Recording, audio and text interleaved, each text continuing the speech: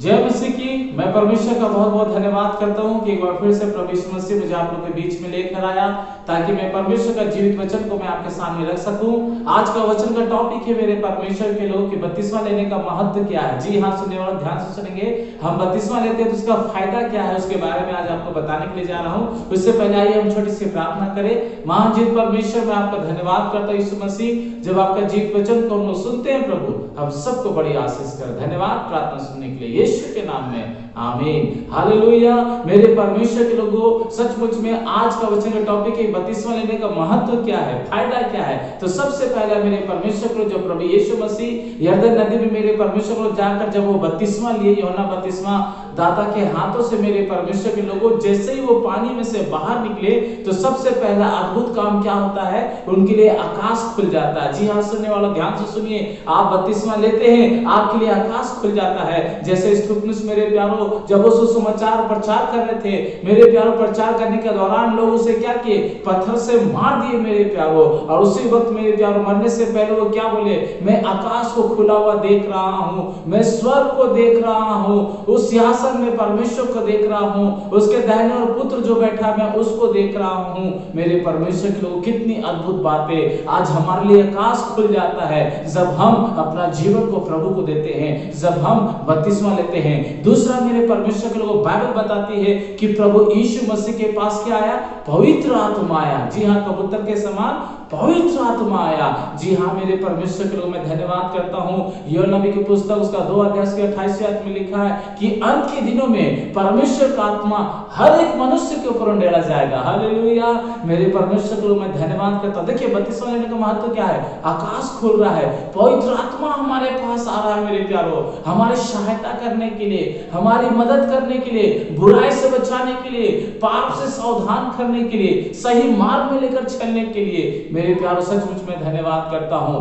तीसरा, हम इसमें देखते हैं मेरे परमेश्वर के लिए, जब पवित्र आत्मा हमारे जीवन में आता है तो लिखा है क्या, मरकुस की पुस्तक उसका 16 अध्याय और उसके 7वें आयत में क्या लिखा हुआ है कि तुम मेरे नाम से दुष्ट आत्मा को निकालोगे। जी हाँ मेरे प्यारों, आप दुष्ट आत्मा को निकालेंगे मेरे भाई, आप दुष्ट आत्मा को निकालेंगे मेरे बहन, जब अपना जीवन को आप प्रभु को दे देते हैं। लिखा है कि आप बीमारों के ऊपर हाथ रखेंगे, वे चंगे हो जाएंगे। जी हाँ, सुनने वालों, आप जब अपना जीवन को प्रभु को देंगे, किसी व्यक्ति के ऊपर जो बीमार है उसके ऊपर आप हाथ रखेंगे, हाँ हाँ सुनने वाले ध्यान से सुनेंगे, उसके ऊपर हाथ रखेंगे, वे चंगे हो जाएंगे। लिखा, अगर प्राण नाशक वस्तु भी कोई आपको दे दे मेरे प्यारों, आप धन्यवाद देकर खाएंगे, आपका कुछ हानि नहीं होगा। हालेलुया, यीशु मसीह की जय। मेरे परमेश्वर के लोगों, साथ ही साथ हम देखते हैं एक और भेद की बात देखते हैं मेरे प्यारों। क्या फायदा है कि यीशु मसीह के लिए मेरे प्यारों भविष्यवाणी हो रहा है, स्वर्ग से क्या हो रहा है, भविष्यवाणी हो रहा है क्या, कि यह मेरा प्रिय पुत्र है जिससे मैं अत्यंत प्रसन्न हूं। सोचिए मेरे प्यारों, जब तक यीशु मसीह उस धार्मिकता को पूरा नहीं किया, जब तक यीशु मसीह पानी में डूब के बपतिस्मा नहीं लिए, तब तक मेरे प्यारों प्रिय पुत्र नहीं हुए। इसलिए सुनने वालों ध्यान से सुने, जब हम बपतिस्मा लेते हैं हम उसका प्रिय पुत्र हो जाते हैं, प्रिय पुत्री हो जाते हैं। बपतिस्मा लेने का फायदा क्या, हमारे लिए आकाश खुल रहा है। दूसरा, पवित्र आत्मा आ रहा है। किस लिए आ रहा है, दुष्ट आत्मा को निकालने के लिए। किस लिए आ रहा है, बीमारों के ऊपर हाथ रखे और वो चंगे हो जाएं। किस लिए आ रहा है, कि कोई हमें प्राणनाशक वस्तु भी दे दे, अगर हम प्रार्थना करके खाएंगे मेरे प्यारों, हमारी कुछ हानि ना होगी। तीसरा, मेरे परमेश्वर के लोगों, हमारे लिए आकाशवाणी हो रहा है। हालेलुया, हमारे लिए क्या हो रहा है, आकाशवाणी हो रहा है। क्या मेरा प्रिय पुत्र है, जिससे क्या परमेश्वर बहुत ही क्या है, प्रसन्न है। वचन में लिखा है मेरे प्यारों, अगर एक आत्मा बचता है तो लाखों करोड़ों स्वर्गदूत क्या मनाता है, स्वर्ग में आनंद मनाता है। मेरे परमेश्वर के लोगों, एक पापी मन फिराता है, स्वर्गदूत आनंद मनाता है। इसलिए मैं धन्यवाद करता हूं परमेश्वर के लोगों, प्रभु इस वचन से आप सबको बहुत ऐसा आशीष दे, आप विश्वास में मजबूत हो। मरकुस 16:16 में लिखा है, जो विश्वास करे और बपतिस्मा ले उसी का उद्धार होगा।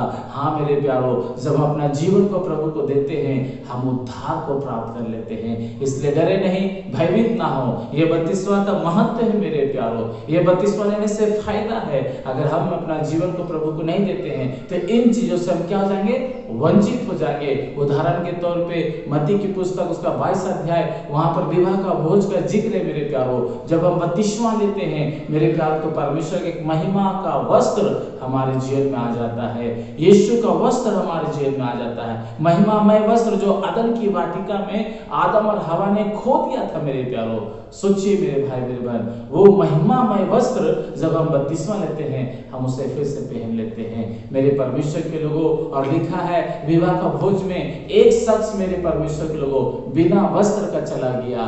बाइबल बताती है जब स्वामी आया पूछा कि पुत्र तेरा वस्त्र कहाँ है, तो उसका मुंह बंद हो गया। और बाइबल बताती है मत्ती 22 का 13 या 14 में पढ़ेगा, लिखा है क्या, अपने सेवकों से कहा इसका हाथ और पांव बांधो और अंधेरे में डाल दो जहां रोना और दांतों का पीसना है। इसलिए मेरे प्यार इस बात को जाने, इस बात को समझे कि बपतिस्मा का महत्व क्या है। आइए हम प्रार्थना करें मेरे परमेश्वर के लोगों। अगर आपको वचन अच्छा लगता है तो जोर से मेरे प्यार आप सब्सक्राइब करें, लाइक करें, शेयर करें, क्योंकि इसके बाद एक नेक्स्ट वीडियो आने वाला है मेरे प्यार। वो ये है कि दानियल सिंह के मान से कैसे बच गया। तो 5 पॉइंट मेरे प्यारों है जिसको मैं आपको बताऊंगा कि वो कैसे बचा। जी हाँ, अगर वो 5 बातें दानियल के जेल में नहीं होती तो वो सिंह के मान से बाहर नहीं निकलता। उस भेद भरी बातों को मैं आपको बताऊंगा। जोर से प्रार्थना करें। महान जीत परमेश्वर, मैं आपका धन्यवाद करता हूँ जितने लोग प्रभु आपके वचन को सुने हैं, बपतिस्मा के महत्व के बारे में जाने हैं प्रभु, उस अधिकार के बारे में जाने हैं प्रभु। प्रार्थना करते हैं अगर किसी ने अपना अधिकार को खो दिया है बुराई करके, पाप करके, तो पिता हम प्रार्थना करते हैं इनके गुनाहों को माफ कर, क्षमा कर, और एक बार फिर से प्रभु इन्हें अभिषेक कर और उस अधिकार को प्रभु फिर से पाने पाए और अपने जीवन से प्रभु महिमा आपको देने पाए। पिता धन्यवाद, आप हमारी प्रार्थना को सुनिए यीशु के नाम में, आमीन। जय मसीह।